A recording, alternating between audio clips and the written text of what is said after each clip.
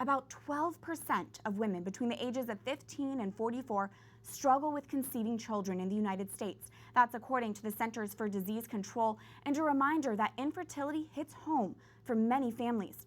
Our next guest has thoughtful advice for those families and shares what they should know about in vitro fertilization before wanting to try it. Elizabeth Kirk is a lawyer, a writer, and an adoptive mother of 4. Elizabeth, thanks for being here. Thanks for having me.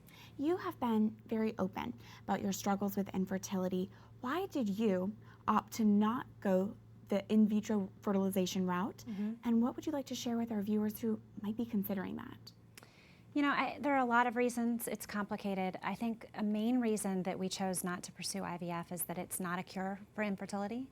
It's not a treatment for infertility. It doesn't help you with future pregnancies. It doesn't prevent miscarriage. If a woman is unable, or a couple are unable to conceive and bear a child, then that means there's something medically wrong. And IVF is just a Band-Aid.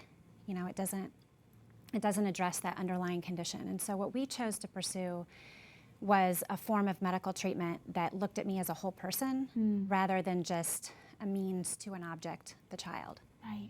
So I think that first and foremost, what I would want people to know is simply that if you're not able to get pregnant, there's probably something wrong.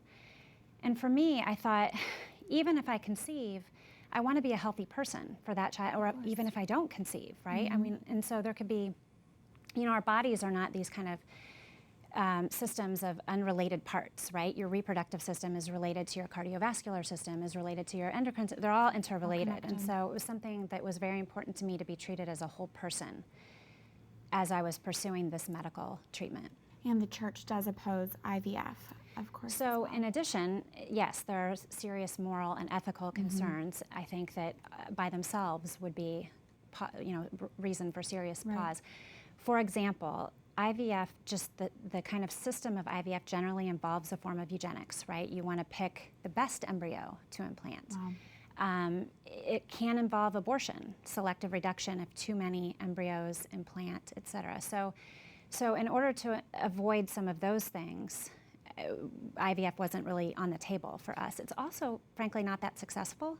The rate, I think it was from 2012, 2013, the overall rate of live births is something like 29.4%, and it goes down with age. So if you're over 42, the rate of live births through IVF is something like 3.9%.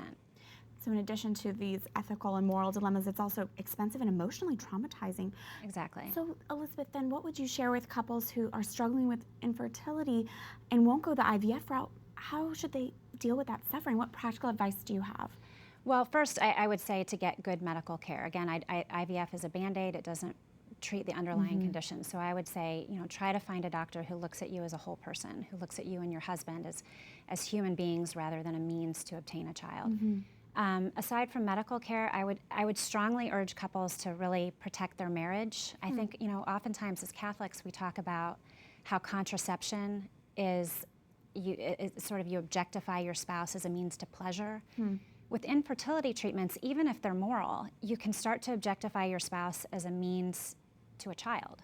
And I think it's really important to protect your marriage and to be mindful of that. Speaking of marriage, all marriages are called to be fruitful, even if that is not in the biological sense that we're so used to hearing and seeing.